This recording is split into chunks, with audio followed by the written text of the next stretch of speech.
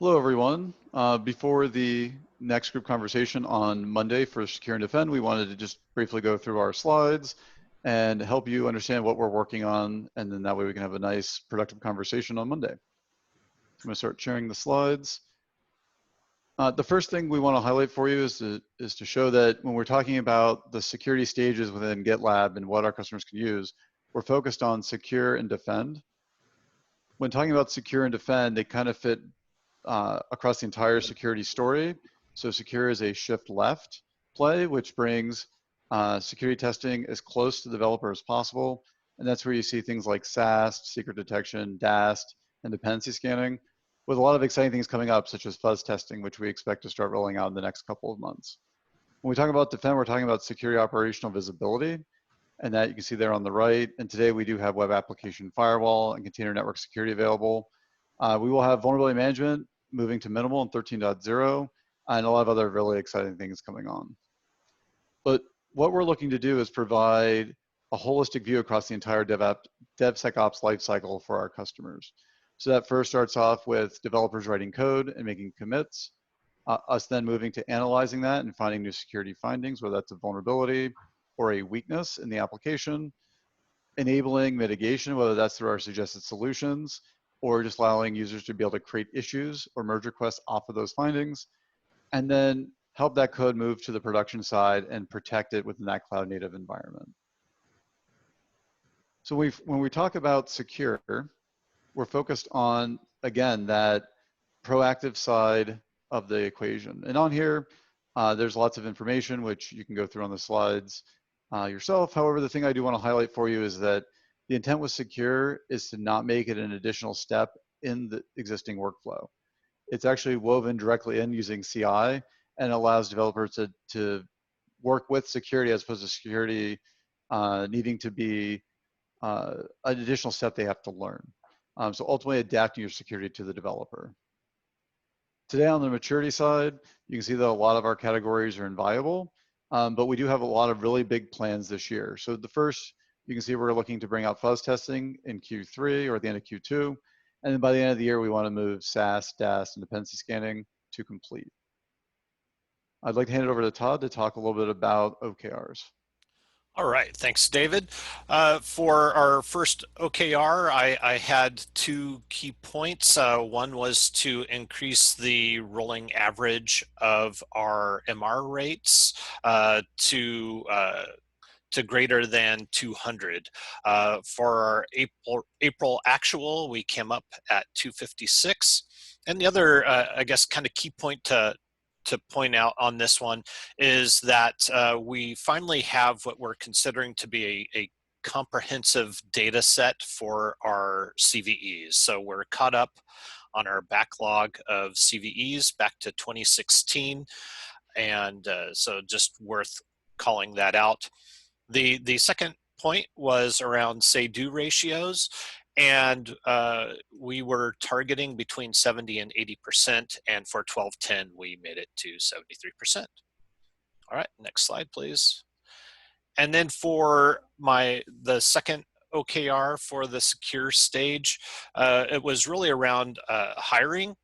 And so we do have a vulnerability research manager that's going to be starting in May. And we're going to be building out the fuzz testing team in May as well. Thank you, Todd. Yep. On the product side of the OKRs, there are two primary ones. The first is providing at least 2 validation cycles per PM, focusing on either the validation, problem validation, or the solution validation. We were able to complete 2 of those in the quarter. One on fuzz testing and one on the PKI management. So on the newer areas, we did problem validation on those. And the team as a whole is on track to be able to get to that cadence that we want across the company. The other one is creating a walkthrough of a competitor's product based off a demo we had done previously. So we had previously demoed DAST as part of a Q4 OKR. So in Q1, we did a DAST competitor product, and that is available on the unfiltered channel. The one thing that we began to track and secure is better SMAO data. And I'm actually very excited to talk about this based off of what we're seeing trend-wise. But to kind of give you the context, each user who uses at least one scanner counts as one person. So if somebody uses the 2 different scanners during the month, say they ran SAS and DAS, they still only count as one user. So that way we were able to remove all the duplication that was occurring previously. But we had a sizable growth in SMAL usage. So in March, we were at 3,500 the last time we did a group conversation.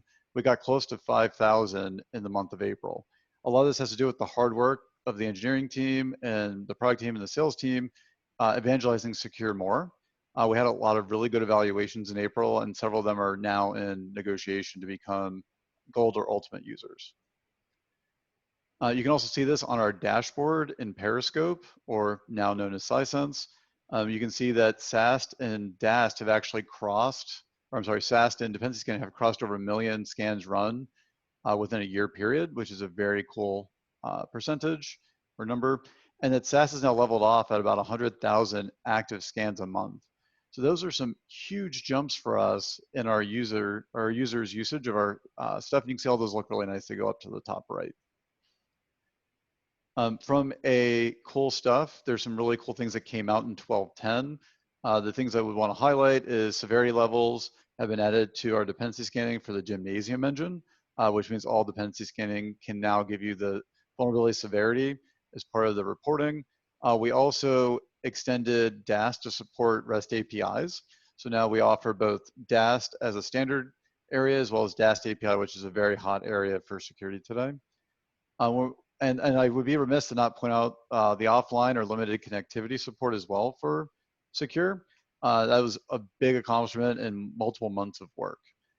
The thing I would highlight that's kind of big that's coming out here soon, first is we're adding .NET support for SAST, as well as we're looking to bring 2 of our open source scanners from Ultimate down to Core. Back to you, Todd.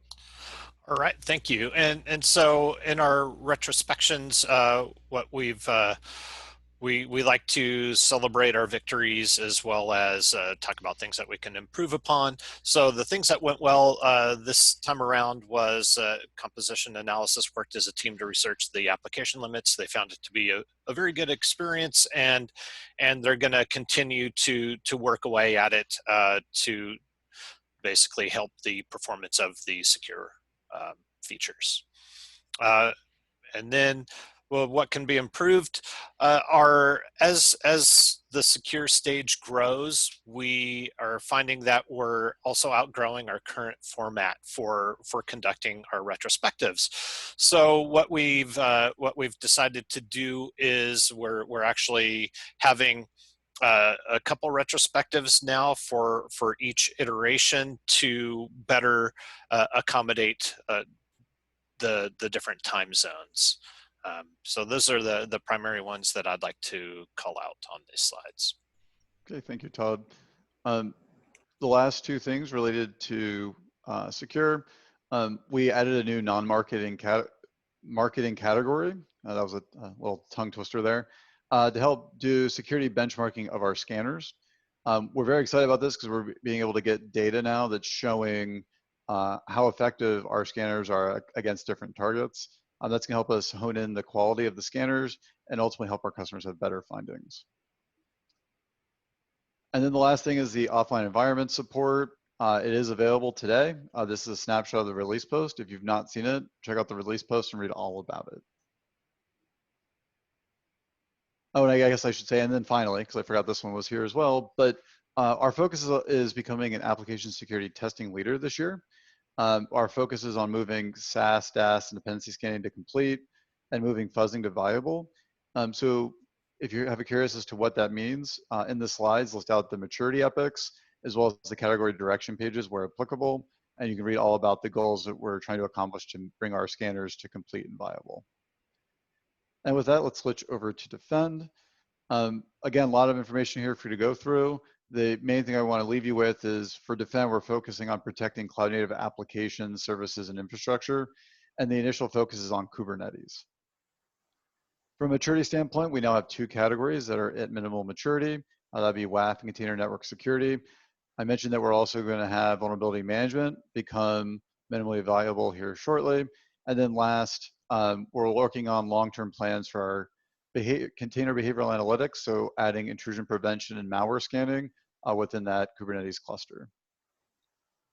On the product OKRs, we did achieve one of our 2 category maturity goals. The one that slipped was vulnerability management, and we actually missed the cutoff date by just 2 days. So it tells you how close we were at achieving that, but we're confident it's going to come out in the next release. We also were able to complete all 4 of our expected validation cycles. And again, those are available for you to look at as you like. And then finally, and I can't stress this enough, if you watch one thing on the Unfiltered channel as a GitLab employee, I would highly recommend watching Sam White's walkthrough of a WAF competitor. Very detailed, and it really shows you where we need to go as a company. With that, I'm going to hand it over to Wayne.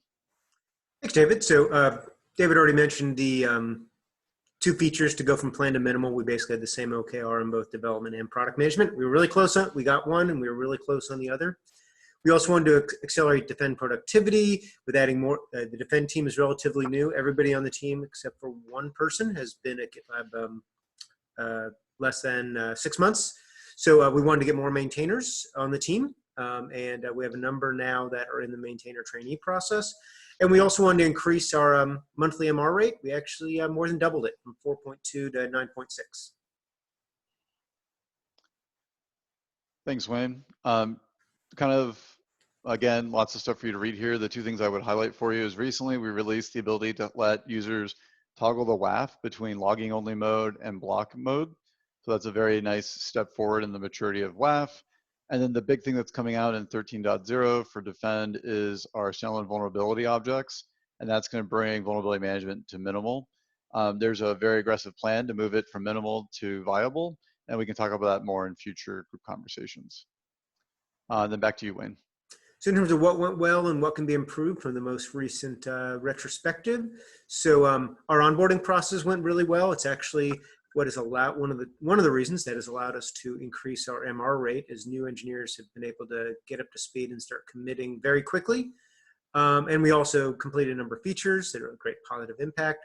So what didn't go well is, COVID-19 impacted everyone, impacted the team as well on stress levels and morale.